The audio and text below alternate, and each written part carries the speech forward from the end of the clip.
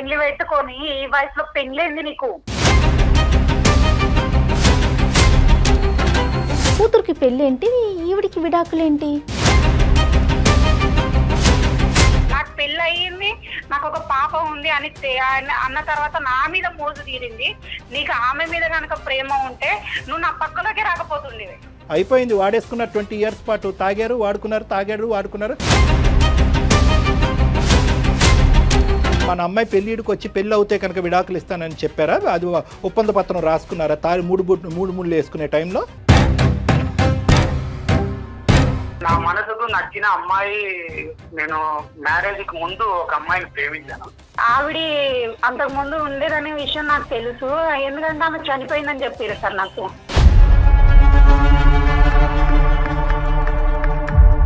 అదేంటండి, ఇంకొక 6 నెలల్లో మీ పాపకి పెళ్లి పెట్టుకున్నారు కదా, పెళ్ళే అవ్వలేదని చెప్పకపోతే ఎట్లాగా ప్రసాద్ గారు? ఆవిడని పెళ్లి చేసుకున్నావు, నేను ఇప్పుడు నీకు ఉంపుడు గతిలాగా ఉండాలి పక్కకి. ఒక బలిపశువు దొరికింది, కట్టేసారా తాడు అని చెప్పారా? అంటే అంతా మీ స్వార్థమేనండి? మనసు చంపుకొని కాపురం చేశాను సార్. నీ కూతురు పెళ్లి చేయాలి, ఇంకో పక్క నుంచి నీ పెళ్లి చేయాలా? మీరేమొచ్చి ఈ పీటల మీద కూర్చోండి, నీ కూతురు ఏమొచ్చి మీ అల్లుడితో పాటు పక్కన వేరే పీటల మీద కూర్చుంటుంది. ఇదేనండి సాంప్రదాయం? ఇంకంతా భరించినా కానీ ఆ విడాకులు మాత్రం నేను ఇవ్వలేను బావా. డాక్టర్ కళ్యాణ్ చక్రవర్తి బదులు మీ కూతుర్ని కూర్చోబెట్టాలి ఇక్కడ. మీరు మా ఆవిడ నొప్పింది సార్, ఆమెనైతే మ్యారేజ్ చేసుకోను కానీ ఈవిడ దగ్గరే ఉంటాను. కాకపోతే ఎక్కువ రోజులు ఆమె దగ్గరే ఉంటాను. ఓరు నీకు తన్నరా బాబు. అందమైన జీవితం కార్యక్రమానికి స్వాగతం. నమస్తే కళ్యాణ్ గారు. సుజయ్ గారు, విషయం ఏంటంటే తనకి పెళ్ళై 20 ఏళ్ళు అవుతుంది, కూతురికి ఒక 6 నెలల్లో పెళ్ళట. నా కూతురికి పెళ్ళైతే నేను విడాకులు తీసుకోవాలి. నాకు చాలా షాకింగ్ అనిపించింది. కూతురికి పెళ్ళి ఏంటి, ఈవిడికి విడాకులేంటి అని కొంచెం క్లియర్గా చదివాను నేను. నాకైతే విషయం అర్థమైంది, కానీ చాలా అర్జెంటు, ఇమీడియట్గా తనతో మీరు మాట్లాడాలి. తప్పకుండా. సుమ మనకి నెంబర్ ఇచ్చారు, నేను ఒకసారి మాట్లాడతాను, కాల్ చేస్తాను. ఎస్ ఫోన్ కాల్లో అండి, తను రావడానికి సిద్ధంగా. Right, okay, no problem. Then నేను కాల్ చేసేస్తాను, మరి తేల్చేద్దాం, నో ప్రాబ్లం.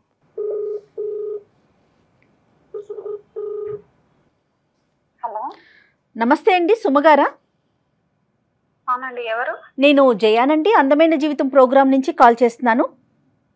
మేడం మేడం, మీ కాల్ కోసం చాలా రోజుల నుంచి వెయిట్ చేస్తున్నా మేడం. రైట్, అందుకనే ఇమీడియట్గా ఫస్ట్ మీతోనే మాట్లాడాలని చెప్పి ప్రయారిటీ మీకే ఇచ్చామండి. అయితే నాతో పాటు డాక్టర్ కళ్యాణ్ గారు కూడా ఉన్నారు స్టూడియోలో. ఫ్రీగా ఉన్నారండి? ఫ్రీగానే ఉన్నాను మేడం. మాట్లాడటానికి అవకాశం ఉంది కదా? ఉన్నాను మేడం. రైట్, డాక్టర్ గారితో ఒకసారి మాట్లాడండి. చెప్పమ్మా, కష్టం ఏంటో చెప్తాను. చెప్పండి సుమా. సార్, నాకు ఒక పాప ఉంది, నా పేరు సుమా సార్. మా ఆయన పేరు ప్రసాద్. ఆ పాప పెళ్లి అయిపోయిన తర్వాత నాకు విడాకులు అని చెప్తున్నారు. పాప పెళ్ళైనాక విడాకులు? ఇదేంటమ్మా, చాలా విచిత్రంగా ఉంది అసలు. అందుకే మేడం నేను చాలా రోజుల నుంచి వెయిట్ చేస్తున్నా, మీరు నాకు సలహా ఇస్తారేమని మీ వల్ల. చెప్పమ్మా, వివరాలు చెప్పమ్మా. పెళ్లి ఎప్పుడైంది, ఎలా జరిగింది పెళ్లి? మీది అరేంజ్డ్ మ్యారేజ్, లవ్ మ్యారేజ్? వివరాలు చెప్పమ్మా. Arranged marriage sir. అది తనకి అంతకు ముందుకు లవర్ ఉండేది, నిషా అనే అమ్మాయి సార్. నిషా అనే అమ్మాయి ఉండేది. అయితే ఆవిడ అంతకు ముందు ఉండేదనే విషయం నాకు తెలుసు, ఎందుకంటే ఆమె చనిపోయిందని చెప్పారు సార్ నాకు. పెళ్ళైన టైంకి చనిపోయింది కాబట్టి మిమ్మల్ని చేసుకుంటున్నాం అని చెప్పారు. మీదైతే అరేంజ్డ్ మ్యారేజ్? అవును సార్. సరే. అయితే నాకు దూరం చుట్టాలన్నమాట వాళ్ళు, ప్రసాద్ వాళ్ళు. వరుసకి బాగా అవుతారు సార్ నాకు. ఓకే. అయితే ఒక 6 నెలలు ఉంది సార్ నా పాప పెళ్లి. కాదమ్మా, పెళ్ళైనప్పుడు మీతో ఎలా ఉండేవాడు ఆయన ప్రసాద్? మీతో అంటే ఆ విషయాన్ని, ఇప్పుడు నిషా అనే అమ్మాయి చనిపోయింది అంటున్నారు, ఓకే, అది మర్చిపోయి సజావుగా అంటే మామూలుగానే ఉండేవాడా? మామూలుగా అంటే ఏదో వస్తున్నా, తింటున్నా, వెళ్తున్నా అన్నట్లే ఉంటుండే మేడం. కుటుంబ బాధ్యతలు అవి తీసుకోవటం అట్లాంటివి ఏం లేవు. ఏం చేస్తుంటాడమ్మా ఆయన? బాధ్యతలు అంటే కొంచెం నార్మల్ గా ఉంటుండే, అంటే ఆయన వల్ల ఇబ్బంది ఏం లేదు. నేను నేనైతే నార్మల్ గానే ఉంటుండే మేడం, నాతో గొడవ పడడం అవి ఇవి ఏం లేవు, కానీ బాగా తాగుతాడు మేడం. ఎందుకు తాగుతున్నావు అని చెప్తే మాత్రం నేను ఆ అమ్మాయిని మర్చిపోవడానికి, ఆ అమ్మాయి గుర్తొచ్చి నేను తాగుతాను. అని చెప్పిండు. నేను కూడా అప్పటి నుంచి నేనేం అడగలేదు. నిషా అనే అమ్మాయి చనిపోవటం వరకు జరిగింది, కానీ ఇతని మనసులో స్థానం మాత్రం అలాగే ఉందన్నమాట పదిలంగా, అంతే కదమ్మా? అవును సార్. పచ్చబొట్టు కూడా ఉంటది సార్. ఆమె ఎక్కువ ప్రేమించిన అని చెప్పేసి పచ్చబొట్టు పొడిపించుకున్నాడు గుండె మీద. గుండెల మీద. అయితే నాతో ఉంటాడు కానీ అమ్మాయి గుర్తొస్తుంది అది కూడా చెప్పిండు సార్. చెప్తే నేను కూడా నార్మల్ గానే ఉన్నా, ఏదో ఇంకా పెళ్లి అయిపోయింది అది అనేసి, ఆమె లేదు కదా అనేసి నేను కూడా ఆమె లేదన్నట్టే ఉంటున్నా. మీరు కంఫర్టింగ్ గానే మిమ్మల్ని ఒప్పించుంటారు. అతను ఏమొచ్చి తాగుతున్నాడు, అతను ఆ బాధల్లో కూరుకుపోతున్నాడు, అతను డైవర్ట్ చేయడం గురించి పెద్దలు ఏమొచ్చి అమ్మ అదంతా అయిపోయిందమ్మా, అమ్మాయి చనిపోయిందమ్మా, దామ్మ దగ్గర బంధువులే చేసుకుందాం అనగానే నువ్వు తల ఊపావు, అంతే కదమ్మా? అంతే సార్. అయితే ఏంటంటే మనసులో ఉన్నదా లేదా, ఉంటే గింటే కనుక ఎలా తీయాలి అని అనుకుంటున్నాడు, తాగుడు ద్వారానే మర్చిపోవాలని అనుకుంటున్నాడా, ఒకప్పుడు తాగుడికే బానిస అవుతే కనుక ఫ్యూచర్ ఎలా ఉండబోతుందని లోతుగా నువ్వైతే విశ్లేషించలేదు, పెద్దలు ఒప్పించారు, చేసుకున్నావు, అంతే కదమ్మా? ఇప్పుడు తాగుడికి బానిస అయ్యాడమ్మా? రోజు కొడతాడా? కొట్టడం అలాంటివి ఏం చెయ్యదు సార్. తాగుతాడా? తాగుతాడు అంతే రోజు. సార్. ఏంటమ్మా వ్యాపారమా ఉద్యోగం అతను చేసేది?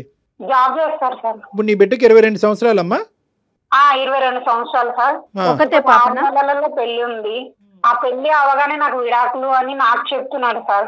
నేను అసలు నేను ఏమైపోవాలి, నేను ఎక్కడికి వెళ్ళాలి, నాకేం తోచట్లేదు సార్. కాదు అన్నప్పుడు మా వరకు రాకముందు నువ్వు ఎవరి దగ్గరికి పోలే, అంతే కదా? పోలేదు సార్. నాకు ఎక్కడ ఎవరు చెప్పుకోవాలన్నా నా బాధ తెలియట్లేదు. నీకేమనిపిస్తుంది అంటే ఎందుకు ఇంత నిర్ణయం తీసుకున్నాడు అట్లా? నీకే అంటే నీ వరకు నీకేమన్నా తోచిందా తల్లి? నాకేం తెలియదు మేడం. అయ్యయ్యో. పాప వరకు చెప్పావమ్మా? పాపకి ఏమైనా అర్థమైందా ఇది? పాపకి తెలియదు, వాళ్ళకి తెలిస్తే ఏమవుతుంది ఏంటి అని. అతనితో ఒకసారి మనం మాట్లాడటానికి అవకాశం ఉంటుందా? నేను కాల్ చేయనా సార్? ఒకసారి కనెక్ట్ చేయండి సుమా. చేస్తున్నాను. హలో, ఏమి టైంలో ఫోన్ చేసిన? ఎక్కడున్నారు మీరు? ఏదో బయట ఉన్నా చెప్పే వచ్చా కదా. నార్మల్ గా ఫోన్ చేశాను బావా. ఇక్కడ అందమైన జీవితం అనే ప్రోగ్రామ్ వాళ్ళు కాన్ఫరెన్స్ లో ఉన్నారు, కొంచెం మాట్లాడతారా? ఏంటిది?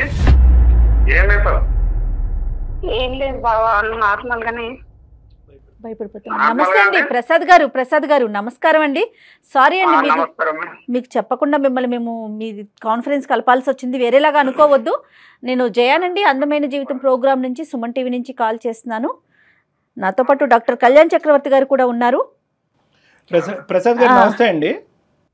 సార్ నమస్తే సార్. మీకు చెప్పపెట్టకుండా ఫోన్ చేసినందుకు క్షమించండి.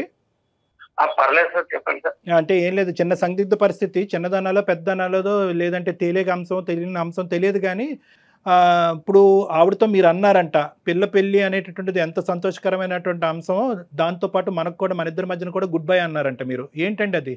ఇప్పుడు ఇన్నేళ్ళు మనసు చంపుకొని కాపురం చేశాను సార్. అంటే మా భార్యని తప్పుగా అనట్లేదు. ఒకటి, నా మనసుకు నచ్చిన అమ్మాయి, నేను మ్యారేజ్ కి ముందు ఒక అమ్మాయిని ప్రేమించాను. ఏంటి ఇప్పుడు ఆవిడ చనిపోయింది సార్? ఇప్పుడు నేను 1997లో హైదరాబాద్ వచ్చాను సార్ కోర్స్ గురించి. Okay sir. అప్పుడు నాకు ఇక్కడ ఒక బస్ స్టాప్ లో ఒక అమ్మాయి పరిచయం అయింది. ఆ అమ్మాయి వచ్చి నర్సు సార్. ఓకే. నేను ఆ అమ్మాయి గాఢంగా ప్రేమించుకున్నాను సార్. ఎంత ప్రేమ అంటే ఒకరిని విడిచి ఒకరు ఉండలేనంత పరిస్థితి. అంటే నా కోర్స్ అయిపోయిన తర్వాత కూడా ఆమె కోర్స్ అయిపోవాలని చెప్పి ఆమె కోసం 3 ఏళ్ళు వెయిట్ చేశాను సార్. Okay okay. నేను ఎంతగా ప్రేమించానంటే మా తల్లిదండ్రులను కూడా అంతగా ప్రేమించాను సార్. అంత ఇష్టపడ్డాను ఆమెని. ఆమె కూడా మిమ్మల్ని, ఆమె కూడా నన్ను అంతే ఇష్టపడింది సార్. ఓకే. అది మేము మ్యారేజ్ చేసుకున్నామని ఇంట్లో వాళ్ళని ఒప్పిద్దామని చెప్పి, ఆమె మా ఇంట్లో వాళ్ళు నేను ఒప్పిస్తాను, మీ ఇంట్లో వాళ్ళు మీరు ఒప్పించండి అని చెప్పి మేము ఊరికి వచ్చేసాను సార్. నేను వచ్చేసిన తర్వాత ఒక 1-2 నెలలు అయింది సార్. ఆమె నుంచి ఏ రెస్పాన్స్ రాలేదు సార్ నాకు. ఇంకా నాకు నేను పిచ్చెక్కి ఏమైందని ఒక టీవీలో ఎదారితో ఆమె కోసం ఎంక్వైరీ చేశాను సార్. వాళ్ళ ఊరికి వెళ్ళాను. వాళ్ళ ఊరికి వెళ్తే ఆమె చనిపోయింది. లేదంటే వాళ్ళ అమ్మ వాళ్ళ నాయన కానీ ఎక్కడి నుంచి వచ్చారు, ఆమె చనిపోయింది, అందుకు వాళ్ళ అమ్మ వాళ్ళ నాయన కూడా వెళ్ళిపోయారు అని చెప్పారు. ఎవరు చెప్పారండి? వాళ్ళ స్నేహితులు, బంధువులు అట్లా ఎవరు? పక్కన ఇంటి దగ్గర ఉంటారు కదా మేడం. Okay okay. ఎలా చనిపోయింది? వాళ్ళు అది చెప్పలేదు మేడం. చనిపోయింది అని అంటేనే నేను ఆ షాక్ గురైనా మేడం. అసలు ఏమీ అడగలేదు మేడం. ఇంకా చనిపోయింది అంటేనే నా ప్రాణం ఇంకా లేదు మేడం అనుకుని ఇట్లు నెయ్యి తిరిగాను మేడం. ఏం చేయాలో తెలియట్లేదు. అప్పుడు ఒక తాగుడుకు బానేసాను, ఏం చేయాలో తెలీదు. ఇంకా అసలు డిప్రెస్ లేక వెళ్ళిపోయాను మేడం. మా అమ్మ మా నాన్న ఇంకా వీడిలాగా ఉంటే పిచ్చోడైపోతాడని చెప్పి మా దూరప చుట్టాలమ్మాయి మేడం, మా బంధువులు సుమా మా దూర బంధువులు. కాకపోతే నేను ఒకటే చెప్పాను మేడం, వాళ్ళ అమ్మ వాళ్ళ నాన్నగారు చెప్పండి, నా మ్యాటర్ చెప్పండి, నేను ఇలా ఒక అమ్మాయిని ప్రేమించానని చెప్పి మళ్ళీ ఆ అమ్మాయిని చెప్పండి ఒక మాట. ఎందుకంటే రేపు పొద్దున తెలిసినా గానీ మనస్పర్ధలు రాకూడదు మా ఇద్దరి మధ్యలో అని చెప్పాను మేడం. చెప్తుంటే ఈమె సరే అండి, సరే ఏం పర్లేదు అని. ఆమె అంటే నాకు ఎంత ఇష్టం అంటే నా ప్రాణం మేడం. ఇప్పుడు నువ్వు కూడా నాకు ప్రాణం అయిపోయావు.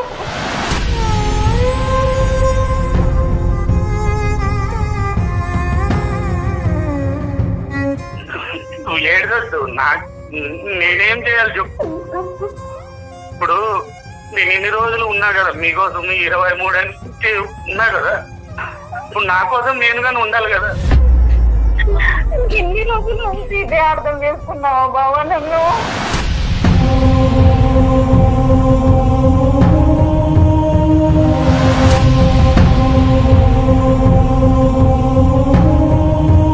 నేను నువ్వు నన్ను అర్థం చేసుకోవట్లేదు. నా మనసు నువ్వు అర్థం చేసుకోవట్లేదు. నువ్వు నన్ను అర్థం చేసుకుంటే ఇట్లా బాధపడి చెప్పవు. సరే బావా. ప్రసాద్ గారు సుమా శారీరకంగా కానీ ఎందులోనన్నా నిన్ను ఇబ్బంది పెట్టానా? నేను అన్నానా? నాలో ఏమైనా లోపం ఉందా బావా? లేదమ్మా, నేను చెప్పానా? లేదు. అవన్నీ కాకపోతే నేను నీకు తెలుసు నా మనసులో ప్రేమ ఉందని. కాకపోతే నేను ఆ ప్రేమ నీకు తెలుసు నా ప్రేమ వేరే. ఇదంతా భరించినా కానీ ఆ విడాకులు మాత్రం నేను ఇవ్వలేను బావా.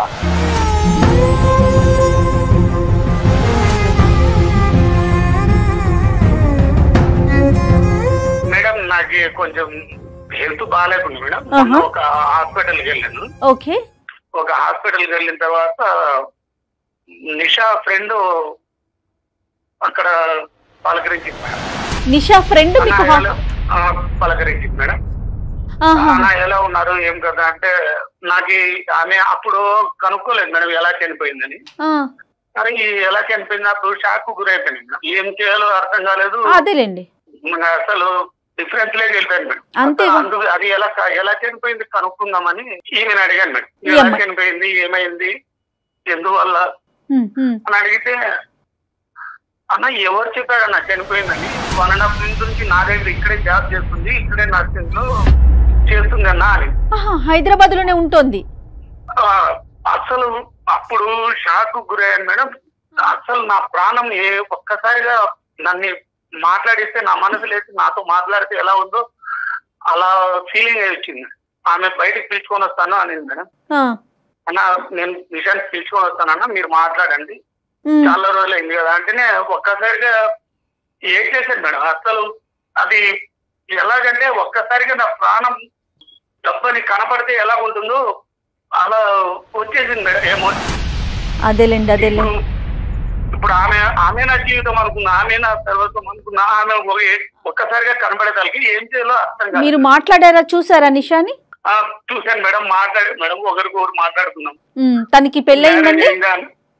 మ్యారేజ్ కాలేదండి, ఇంతవరకు చేసుకోలేదండి. మరి అసలు చనిపోయింది అని అంత పెద్ద మాట ఎలా క్రియేట్ చేశారండి వాళ్ళ ఊర్లో? అదే తెలియదు మేడం. అదే అడిగాను మేడం.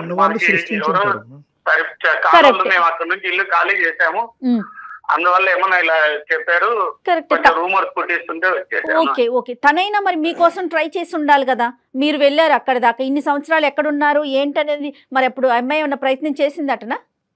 అవన్నీ నేను అడగలేదు మేడం. ఇక చూసిన ఆనందంలో మీరు ఇంకా అక్కడ దాకా వెళ్ళలా, అమ్మాయి బతికుంది, హ్యాపీ. నెక్స్ట్ ఏంటండి ఇప్పుడు? ఇంకోటి మేడం, ఆమెకైతే మ్యారేజ్ కాలేదని, నేను మ్యారేజ్ చేసుకున్నానని కూడా చెప్పలేదు మేడం ఆమెకి. అదేంటండి, ఇంకొక 6 నెలల్లో మీ పాపకి పెళ్లి పెట్టుకున్నారు కదా, పెళ్ళే అవ్వలేదని చెప్పకపోతే ఎట్లాగా ప్రసాద్ గారు? అంటే మీ ప్రసాద్ గారు, సార్ మీ బాధను నేను అర్థం చేసుకోగలను. ఇనీషియల్గా ఏంటంటే ఫోన్ కలపగానే నానా బూతులు తిడదాం అనుకున్నాను నేను అసలు మిమ్మల్ని. కానీ ఎక్కడైతే కనుక మీరు ఆ ప్రేమ అనేటటువంటి పదం, ఆ గాఢమైనటువంటి బంధం గురించి మాట్లాడారో ఆటోమేటిక్గా నేను సౌండ్లెస్ అయిపోయాను. జయ గారే అన్నీ అడిగారు. ఇప్పుడు మాత్రం నాకు ఇది నచ్చట్లేదు. మీకు పెళ్ళి అయిందనే అంశం ఏం దాచిపెట్టవలసిన అవసరం ఏమి? అంటే ఆ సిచ్యువేషన్ లో చెప్పలేకపోయాను సార్. ఆమె మ్యారేజ్ నా కోసం వెయిట్ చేస్తుంది. తను చేసుకోలేదు కదా, నేను చేసుకున్నానని చెప్తే ఎలా అర్థం చేసుకుంటుందో అని మీరు ఆగిపోయారు, అంతేనండి? అంతే మేడం. ఓకే ఓకే, అంతేనా? లేదంటే ఆలోచించి తర్వాత చెప్దామని అనుకున్నారా? ఇప్పుడు పెళ్ళి అయింది ఒకటి ప్రసాద్ గారు, పెళ్ళి అయ్యిందా అని అడిగితే కనుక అయ్యింది అనేది మీరు దాచిపెట్టడానికి అంటే ఏమని చెప్పారు అక్కడ? అవ్వలేదని చెప్పారా? లేదంటే ఏదో చెప్పాలి కదా సమాధానం. అంటే సార్ అడిగితే అంటే నిదానంగానే ఇలా చెప్తాము అని అనుకున్నాం సార్. ఆమె మాట దాటేసేసారు, దాటి డైవర్ట్ చేశాను సార్. మరి స్వార్థం కదా సార్ అది. ఇప్పుడు వరకు ప్రేమ అన్నారు, జీవితం అన్నారు, ఆ అమ్మాయి నా సర్వస్వం అన్నారు. ఆ అమ్మాయి పక్కన భార్యని లైన్లో పెట్టి పాపం ఆ అమ్మాయి ఇంకా బతుకుంది, అది గ్రేట్. మీ ఆవిడకి శతకోటి వందనాలు. అవును మేడం, శతకోటి వందనాలు మీ భార్య గారికి. ఆవిడకి పాదాభివందనాలు చేయాలి నిజంగా. ఎందుకంటే కనుక ఒక ఆడది 20-21 సంవత్సరాల పాటు భర్త మనసులో వేరే వాళ్ళ స్థానంలో పెట్టుకున్న భర్త 1-10 సార్లు పక్కన పడుకున్నా, కుర్చీలో కూర్చున్నా, భోజనం వడ్డిస్తున్నా, ఇవన్నీ కూడా నువ్వు నాకు సేవకురాలుగా చేస్తున్నావే కానీ నీ మనసులో నీకు స్థానం లేదు అనేటటువంటి మాట వింటూ భరిస్తూ ఆవిడ ఇక్కడి వరకు ప్రయాణం చేస్తుంది. చూడండి, ఈ దరిద్రమైనటువంటి న్యూస్ వినటం గురించి ఆవిడకి హ్యాట్స్ ఆఫ్ నిజంగా. కేవలం దాచిపెట్టడానికి కారణం ఏంటంటే మీకు ఒక ప్లాన్ ఆఫ్ యాక్షన్ అనేది ముందుగానే క్రియేట్ అయింది. ఏంటంటే ఇక్కడికి రావాలి, ఇక్కడికి మీ భార్యకి ఏదైతే ఇప్పుడు ఒక బ్రేకింగ్ న్యూస్ చెప్పారో గుడ్ బై చెప్పాలి అనేటటువంటిదా? అందుకే సరే ఇప్పుడు మా ఆవిడకి ఆల్రెడీ తెలుసు సార్. ముందే నేను మ్యారేజ్ ముందే అని చెప్పాను. నా మనసు ఆవిడే ఉందని, చనిపోయిందని కదా తెలుసు సార్. గురుగారు, నేను చాలా ముదురు క్యాండిడేట్. నాకు ఇలాంటి అంశాలు నాకు బాగా తెలుసు. ఏమని చెప్పారు? ఆ అమ్మాయి నా మనసులో ఉందనే చెప్పారు కానీ రేపొద్దున చచ్చి ఆ అమ్మాయి బతికిన తర్వాత నీకు విడాకులు ఇస్తానని చెప్పారా? లేదంటే మన అమ్మాయి పెళ్ళిడికి వచ్చి పెళ్ళి అవుతే కనుక విడాకులు ఇస్తానని చెప్పారా? అది ఒప్పంద పత్రం రాసుకున్నారా? మూడు ముళ్ళు వేసుకునే టైంలో పెద్దవాళ్ళకి చెప్పారా? సార్ ఒకటి సార్, చనిపోయిన అమ్మాయి బతికొస్తుందని నేను అనుకోలేదు కదా. అనుకోనప్పుడు ఇప్పటికి కూడా చనిపోయిందని అనుకోవాలి. Point to be noted sir. అసలు ఈ విషయం సుమాకి తెలుసా? ఈ అమ్మాయి నిషా బతికుందన్న విషయం నాకు అదొక డౌట్ వస్తుంది. తను సైలెంట్ అయిపోయింది కదా. సైలెంట్ అయిపోయి ఏంటమ్మా నిషా బతుకుందంట? నాకేం మాట్లాడాలో కూడా అర్థం కావట్లేదు సార్. ఇన్ని రోజులు నేను సైలెంట్ గా ఉన్నా అని చెప్పి ఇక్కడ దాకా తీసుకొచ్చిన వాళ్ళు. ఇప్పుడు నిన్నేళ్ళ నుంచి నీకు తెలుసు, నా మనసు తెలుసు, ఎప్పుడన్నా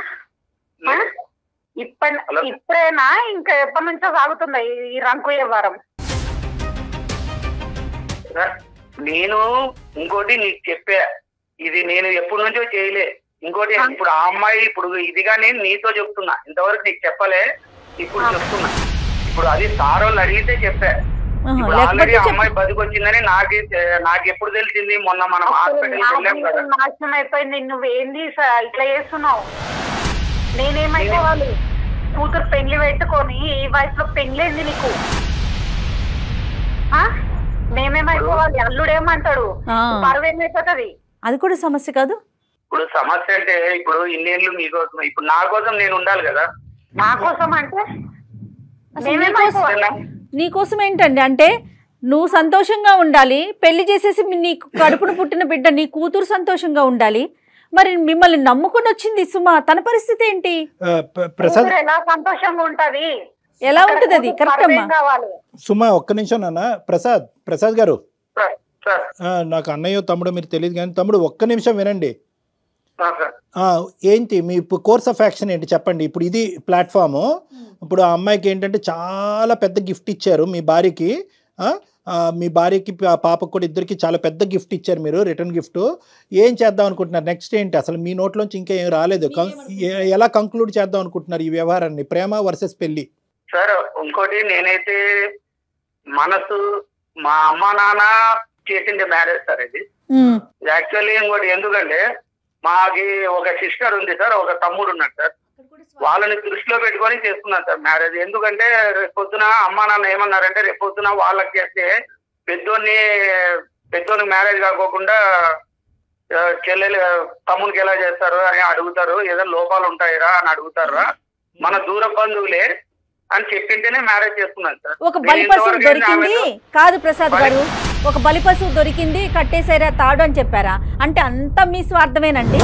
మీ చెల్లెలికి, మీ తమ్ముడికి, మీ అమ్మకి, మీ నాన్నకి, మీ పుట్టిన బిడ్డ వీళ్ళే సంతోషంగా ఉండాలి. బయట నుంచి వచ్చిన మరి ఆ పిల్ల పరిస్థితి ఏంటి? ఆ అమ్మాయి గురించి ఆలోచించరా? ఏం మాట్లాడుతున్నారండి ప్రసాద్ గారు మీరు? అసలు మేడం నేను ఒక ఎంత స్వార్థంగా మాట్లాడుతున్నారో తెలుసా? మీరు నా ఎమోషనల్ అర్థం చేసుకోవట్లేదు. ఏం ఎమోషన్? మరి అలాంటప్పుడు ఆ రోజు స్ట్రాంగ్ గా చెప్పాల్సింది, నాకు ఈ పెళ్లి వద్దంటే వద్దని కూర్చోవాల్సింది. ఒక్క నిమిషం సార్, ఇప్పుడు వరకు మీరు జర్నీ చేసినటువంటి పీరియడ్ ఆఫ్ టైం 22 ఇయర్స్ గురుగారు. 22 ఇయర్స్ పాటు ఒక ఆడదాన్ని నమ్మించి మీరు పెళ్లి చేసుకుని ప్రతి రాత్రి అమ్మాయి పక్కన పడుకుని నిషా నిషా నిషా అనుకుంటూ ఈ అమ్మాయిని అనుభవిస్తూ నానా నరకాన్ని చూపెట్టారు. ఇమోషనల్గా ఒక టార్చర్ చూపెట్టారు ఈ అమ్మాయికి. ఈరోజు వేరే అమ్మాయి మీ జీవితంలో మళ్ళీ అదే అమ్మాయి మళ్ళీ మీ జీవితంలో వచ్చిందని చెప్పి ఇంక చేతులు దులిపేసుకుని అప్పుడు బలవంతంగా పెళ్లి చేసుకున్నారు కాబట్టి నేను ఇలా పెళ్లి చేసుకున్నాను అన్నారు. ఎవరండి కాపురం చేయమన్నారు మిమ్మల్ని? నేను మా సంసార జీవితంలో ఆమెకి ఏ రోజన్నా నేను ఏదైనా తాగినా తిన్నా, ఏ రోజైనా కొట్టానా తిట్టానా?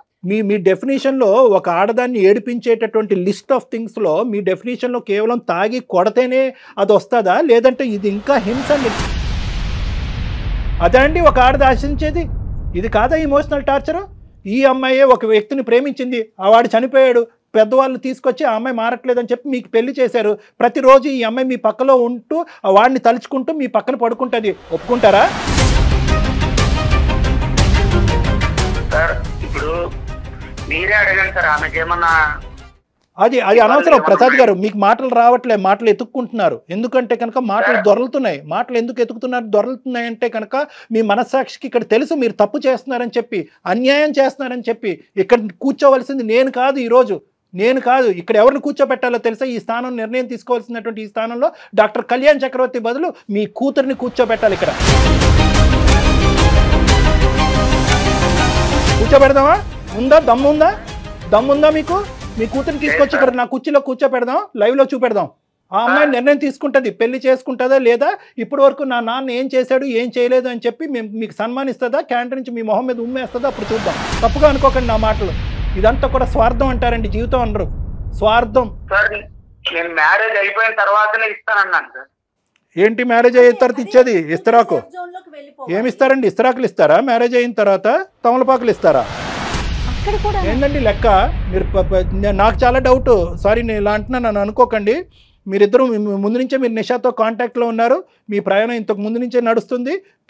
పాప పెళ్లి డిక్లేర్ అయిన తర్వాత 6 నెలల తర్వాత పెళ్లి అవుతుంది అనేటప్పటికీ మీరు ఇప్పుడు ఈ నిర్ణయం తీసుకుని మా దగ్గరికి వచ్చి కూర్చున్నారు కొత్త డ్రామాతో. సార్ లేదు సార్, మా కూతురు మీద ఒకటి సార్, నాకు అన్ఎక్స్పెక్టెడ్ గా కూతురు మీద ఒట్టేయకండి, కూతురు మీద ఒట్టేసే హక్కు లేదు మీకు.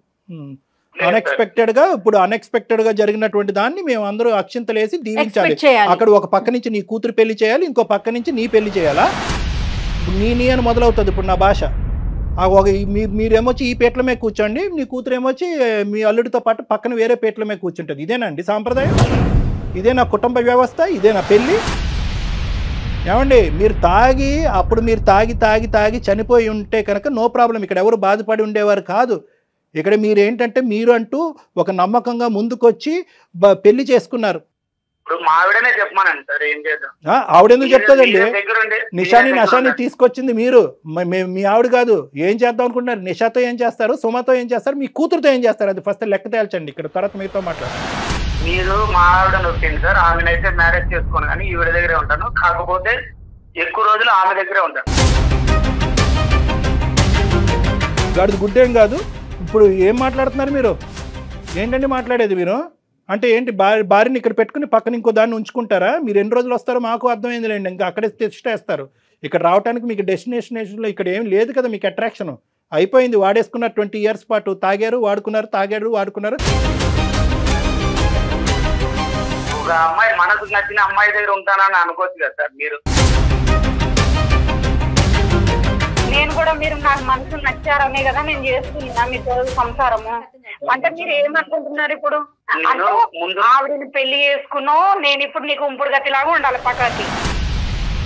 ఆమె మ్యారేజ్ చేసుకోను, నిన్ను వదిలిపెట్టాను. నువ్వు అంతగా పెళ్లి కాలేదనేసి నువ్వు ఆమె ఎంట పడతావా? ఇప్పుడు నాకు పెళ్లి అయ్యింది, నాకు ఒక పాప ఉంది అని అన్న తర్వాత నా మీద మోజు తీరింది.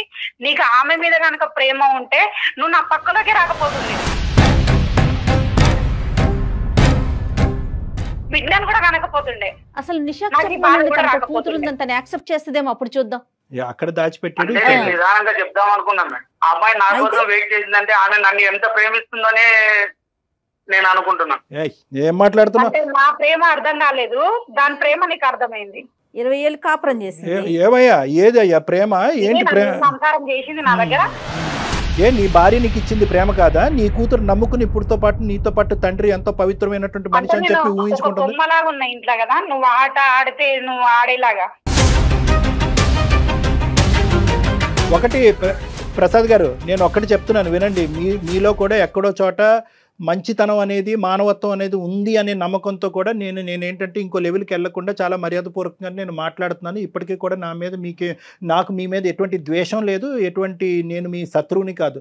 ఒక మానవతా దృక్పథంతో మీకు మీ ప్రేమ అనేది ఎంత ఇంపార్టెంటో మీరు మీ భార్యకి మీ కూతురికి అంతే ఇంపార్టెంటు. ఇది ఫస్ట్ గుర్తుపెట్టుకోండి. నెంబర్ 1. నెంబర్ 2, ఎట్టి పరిస్థితుల్లో మీ భార్య మీకు విడాకులు ఇవ్వదు. మీరు తాగుడు ఆపేసి మీరు చేసినటువంటి తప్పు ఏంటి అనేది రియలైజ్ అయ్యి ఇప్పుడు కానీ తర్వాత కానీ ఇక్కడ జరిగేటటువంటి వాస్తవ పరిస్థితి మీ నిషాకి చెప్పండి. Most important. ఎందుకంటే ఆ అమ్మాయికి మెడకాయ మీద తలకాయ ఉంటే కనుక నిజంగా ఆ అమ్మాయిలో ఒక ఆడది అనేటటువంటి ఒక మానవత్వం అయినటువంటి ఒక యాంగిల్ ఉంటే కనుక సచ్చినా కూడా ఇందులో వేలు పెట్టదు. నెంబర్ 1 నేను అనుకుంటున్నా. ఆ అమ్మాయి కేరళ ఉన్నది.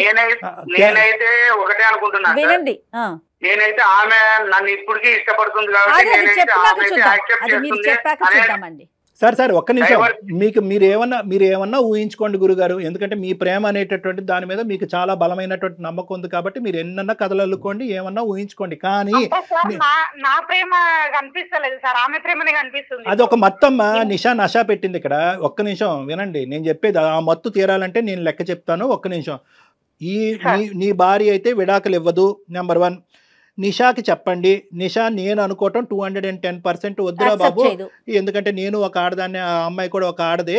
40 సంవత్సరాల క్రితం నాది ప్రేమ అంటే కనుక మంది 3 సంవత్సరాల ప్రేమ, నీ భార్యది 22 సంవత్సరాల పాటు ప్రేమ. అక్కడ మీ ఇద్దరు సాక్ష్యంగా ఒక ఆడపిల్ల ఉంది, పెళ్లి కావాల్సినటువంటి ఆడపిల్ల ఉంది అని చెప్పి నీకు స్పెషల్గా ఒక బంగారు ప్లేట్లో గడ్డి పెడుతుంది. కాబట్టి ఇక్కడ ఒకవేళ ఆమె ఒప్పుకుంటే సార్ ఆమెకి బుద్ధి లేదనుకోవాలి. అదే అందుకుంటే దశల వారిగా చెప్తానని అంటున్నానుగా. ఫస్ట్ అది ప్లాట్ఫామ్. మీకు అంత లెక్క బాగానే ఉంది, మీరు ఏం ప్రయాణం చేశారో, ఎంత దొంగ ప్రయాణం చేశారో, నీలాంటి వ్యక్తితో అసలు ఈ అమ్మాయి ఎందుకు కాపురం చేస్తున్నా అనేది నాకు బాధగా ఉంది.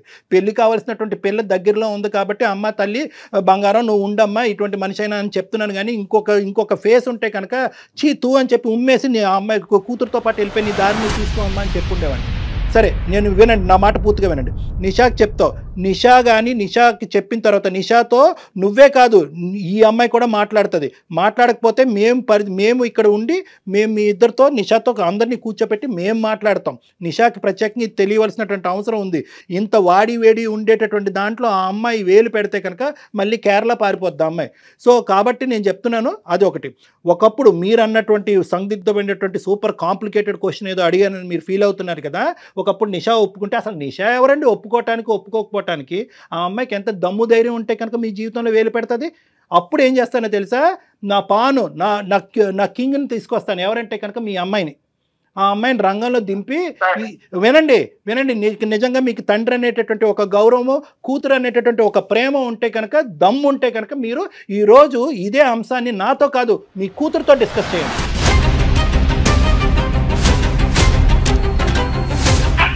సార్ అమ్మాయి తీసుకురావద్దండి సార్, అమ్మాయికి చెప్పద్దండి సార్. చెప్పకుండానే వ్యవహారం నడిపిస్తారు. అమ్మాయి అంటే నాకు చాలా ఇష్టం సార్. అమ్మాయి లేదండి, ఇది దాగుడు మూతల దాంపత్యం కాదండి. ఇక్కడ ఏంటంటే అందరికీ ఇదేదో మీరు సీక్రెట్గా ఏదో పాత ప్రేమ మళ్ళీ పులకరించింది అనేటటువంటి మత్తులో ఏంటంటే మొత్తం అందరినీ కప్పేసి భార్యను ఒప్పించేసి ఇప్పుడు వరకు భరించినటువంటి 100 సార్లు 1000 సార్లు 1,00,000 సార్లు నిషా అనేటటువంటి పేరు తీసుకొచ్చినా కూడా ఏమీ కదలకుండా మెదలకుండా నా భార్య ఉంది కాబట్టి ఇప్పుడు ఈ కొత్త మళ్ళీ నిషాని ప్రవేశపెడితే కనుక రామ మహాలక్ష్మి అని చెప్పి స్వాగతిస్తుందని చెప్పి మీరు ఈ డ్రామా ఆడారు. ఇక్కడ ఎక్కడ కూడా ఏది దాచిపెట్టలేం. మీ తల్లిదండ్రులకు తెలుస్తుంది, ఆ అమ్మాయి తల్లిదండ్రులకు తెలుస్తుంది, నిషాకి తెలుస్తుంది, మీ కూతురికి తెలుస్తుంది, సమాజంలో ఎవరైతే కనుక మీ ఇద్దరి జీవితంలో ఉండేటటువంటి ముఖ్యమైనటువంటి వ్యక్తులు ఎవరైతే ఉన్నారో అందరికీ తెలుస్తుంది. ఇది సీక్రెట్గా ఉంచేటటువంటి అంశం కాదు. ఇంత రిస్క్ అయినా కూడా నేను తీసుకోవటానికి నేను మగాడిని నేను ఇది అని అనుకుంటే కనుక మీరు రెడీగా ఉండండి, మేము రెడీగా ఉంటాం. ఇంకా 4వ ఫేస్ ఒకటి కూడా చెప్తాను, 4వ ఫేస్ కూడా చెప్తాను, కూతురికి చెప్పదని. 4వ ఫేస్ ఏంటంటే కనుక ఇది నా పరిధిలో లేనటువంటి 4వ ఫేస్. అదేంటంటే పోలీసులు, లాయర్. ఆ ఫేస్కి కూడా మీరు మెంటల్గా ప్రిపేర్ అవ్వండి. ఇన్ని దాటుకుని మీరు ఆ నిషాని కాపాడుకునే ప్రయత్నం చేస్తారా? ఎవడ కర్మ రాసి పెట్టుందని చెప్పి మేము వదిలేస్తాం. లేదు సార్, నాకు ఇప్పుడు బుద్ధి గడ్డి తిన్నాను, నాకు ఇప్పుడు కనువిప్పు కలిగింది, జీవితం అంటే ఏంటి, పెళ్ళి అంటే ఏంటి, భార్య అంటే ఏంటి, కూతురు అంటే ఏంటి అర్థమైందని అనుకుంటే కనుక ఎస్ రెడీ, మేము వెనక్కి తగ్గిపోతాం, మీ భార్యని మీ కుటుంబాన్ని మీరు కాపాడుకోండి. సార్ పోలీసులు కేసులు ఇవన్నీ ఎందుకు సార్? అందుకే కదా సార్ నేను నా భార్యకి చెప్పాను. ఒకసారి మీరు వినండి సార్ ఆమె ఏం చెప్తుందో. ఏం చెప్తాది? ఆమె చెప్పేది ఏం లేదు, ఆ అమ్మాయి మాట్లాడి మేము మాట్లాడాం, ఇదే లెక్క. సుమా నువ్వేం చెప్తావమ్మా? కేసు పెట్టాలి మేడం. కేసు పెట్టాలి. Very good. కేసు పెట్టాలి, తప్పకుండా పెట్టాలి. నేను వస్తాను నీతో పాటు. నువ్వు స్ట్రాంగ్ గా మాట్లాడాలి తల్లి, నువ్వు స్ట్రాంగ్ గా మాట్లాడాలి కాబట్టి ఇప్పుడు ఇక్కడ దాకా తీసుకొచ్చావు నువ్వు. అవును మేడం. ఇప్పటికైనా మారాలి. ఇంకా ఎన్ని రోజులని కప్పి పెడతారమ్మా, ఎన్ని రోజులని కప్పి పెట్టుకుంటారు ఇలాంటి విషయాలన్నా? డాక్టర్ గారు చెప్పినట్టుగా నేనేమనుకున్నా అంటే ఉన్నాడు కదా ఏదో ఉంది నన్ను చేసిర్రు, మా అమ్మ వాళ్ళ పరువు పోకూడదు. తల్లి అమ్మ పరువు నీ ఒక్కవైపే కాదు కదా, రెండు వైపులా ఉండాలి. నేను గాని మా అమ్మ మా నాన్న కోసము ఇప్పుడు మన కూతురు కోసమే కదా నేను గాని ఉన్నాను. ఇప్పుడు నీకు సిగ్గుందా? నీ కూతురు పెళ్లి పెట్టుకుని మరి అట్లా చేస్తున్నావు? ఒక్క మాట చాలు, నీ మొహం తీసుకెళ్ళి పొద్దున్న ఆ పిల్లని వాళ్ళ అత్తవారింటి వాళ్ళు సరిగ్గా చూసుకుంటారా? వాళ్ళ ఇంట్లో ఎట్లా అవుతుంది? మీ అమ్మ మీ నాన్న విడిపోయిండ్రు, నువ్వు కూడా ఇట్లనే. ఆమెకి ఎంత టార్చర్ ఉంటది, ఆమె కూడా ఇట్లనే అయిపోవాలా? ఆమె జీవితం గురించి ఆలోచించినావా? ప్రసాద్, నేను ఒక్కటి సింపుల్ గా చెప్తున్నాను, నువ్వు ఏదన్నా మత్తులో ఉండుండొచ్చు, నా మాట విను ఒకసారి ఆలోచించు. ఇందాక నేను మొదలు పెట్టిన మాటతోనే ఇప్పుడు ఎండ్ చేస్తున్నాను. నేను నిషా ఇప్పటికీ కూడా చనిపోయింది, ఇదే ఒక్కటే పాయింట్. ప్లీజ్ ఆమెను బతికించద్దు, ప్లీజ్ ఆమెను బతికించద్దు. అంటే నేను ఏమంటున్నానంటే మానసికంగా చెప్తున్నాను. ఆ అమ్మాయి ఏదో ఆ అమ్మాయి జీవితాన్ని కొనసాగుతుంది, ఆ అమ్మాయి పెళ్లి చేసుకుంటుందా ఇంకోటి చేసుకుంటుందా అనేటటువంటిది ఆ అమ్మాయి ఇష్టం, ఉద్యోగం చేసుకుంటుంది.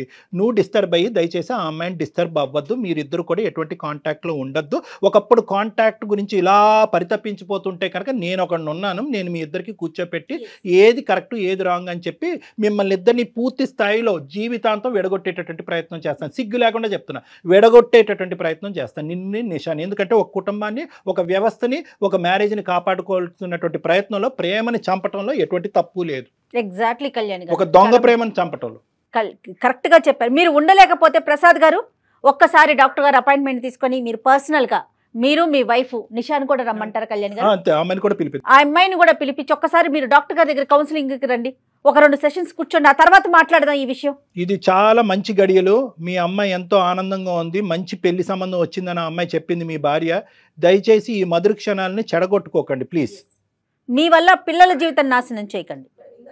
సార్ మీరు చెప్తుంటే ఇప్పుడు నాకే అర్థమవుతుంది సార్, మీరు చెప్పడం చాలా బాగుంది. ఎందుకంటే ఇప్పుడు మీరు చెప్పే విధానం బట్టి ఫ్యూచర్ లో నా కూతురు వాళ్ళెలా బాధ పెడతారు మా విషయం తెలిస్తే నాకే ఒకంతు బాధగానే ఉంది సార్. కాకపోతే